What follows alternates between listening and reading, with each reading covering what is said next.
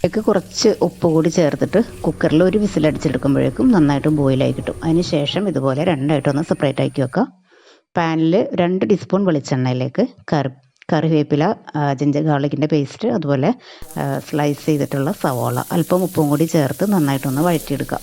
സവോള നന്നായിട്ട് ബ്രൗൺ കളറായി വരണം കേട്ടോ. സവോള നന്നായിട്ട് ബ്രൗൺ ആയി കഴിയുമ്പോൾ നമ്മളിതിൽ ചേർത്ത വെളിച്ചെണ്ണയൊക്കെ ഇതിൽ നിന്ന് ഇങ്ങനെ ഇറങ്ങി വരും. ഇപ്പോൾ കണ്ടില്ലേ, ഇത്രയും മതി. നന്നായിട്ട് ഫ്രൈ ആയിട്ടുണ്ട്. ഇനി നമ്മൾ ഫ്രൈ ആയിട്ടുള്ള സവാള ഒരു സൈഡിലേക്ക് മാറ്റി വെച്ചതിന് ശേഷം ഇതിലേക്ക് ഒരല്പം മഞ്ഞൾപ്പൊടി, മല്ലിപ്പൊടി, അത് രണ്ടും കുറച്ച് മാത്രം മതി. പിന്നെ മുളക് പൊടി എരിവിന് ആവശ്യത്തിന് ചേർത്ത് കൊടുക്കുക. കാശ്മീരി ചില്ലിയാണ് ചേർക്കണമെങ്കിൽ കുറച്ച് കൂടുതൽ നമുക്ക് ചേർത്തിട്ടുണ്ടെങ്കിൽ നല്ല കളറും കിട്ടും, കറിക്ക് നല്ല തിക്നെസ്സും കിട്ടും.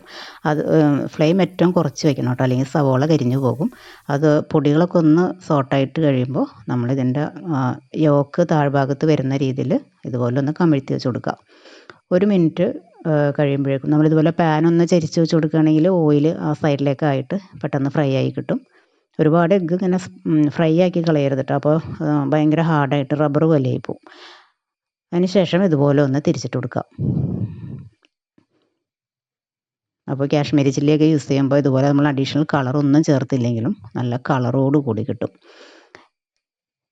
ഈ സൈഡും കൂടി ഒന്നാക്കിയതിന് ശേഷം നമുക്കിതിലേക്ക് ഒരു ഇത്തിരി ബ്രെഡ് ക്രംസ് ചേർത്ത് കൊടുക്കാം. അപ്പോൾ കറിക്ക് നല്ലൊരു തിക്നെസ്സും നല്ലൊരു ടേസ്റ്റും കിട്ടും. ഇനി ഇതുപോലെ വളരെ സൂക്ഷിച്ച് നന്നായിട്ടൊന്ന് മിക്സ് ചെയ്യുക. സവോള ഈ എഗ്ഗുമായിട്ട് ചേർന്ന് വരുന്ന രീതിയിൽ ഒന്ന് മിക്സ് ചെയ്ത് കൊടുത്തതിന് ശേഷം നല്ല കട്ടിയുള്ള തേങ്ങാപ്പാൽ ഒഴിച്ച് കൊടുക്കുക കേട്ടോ. പാലും കൂടി ചേർത്തതിന് ശേഷം പിന്നെ ഒരുപാട് സ്പൂൺ വെച്ച് ഇളക്കാതെ പാൻ ഒന്ന് ചുറ്റിച്ച് കൊടുത്താൽ മതി, അല്ലെങ്കിൽ പെട്ടെന്ന് തന്നെ ഉടഞ്ഞു പോകും. ഒരു 2 മിനിറ്റ് ഒന്ന് മൂടി വയ്ക്കുക. ചെറുതായിട്ടൊന്ന് തിളച്ച് വരുമ്പോൾ ഉപ്പൊക്കെ ആവശ്യത്തിന് ചേർത്ത് കൊടുക്കുക കേട്ടോ. ഉപ്പ് കുറവുണ്ടെങ്കിൽ ചേർത്ത് കൊടുക്കുക. ഇപ്പോൾ കറി ഓൾമോസ്റ്റ് റെഡി ആയിട്ടുണ്ട്. ഇനി ഫ്രഷ് ആയിട്ടുള്ള കറി ലീവ്സും അതുപോലെ ഒരു ഇത്തിരി ഗരം മസാലയുടെ പൗഡറും കൂടി ഒന്ന് ചേർത്ത് കൊടുക്കുക. എത്രയേ ഉള്ളൂ, കറി സെറ്റായിട്ടുണ്ട്.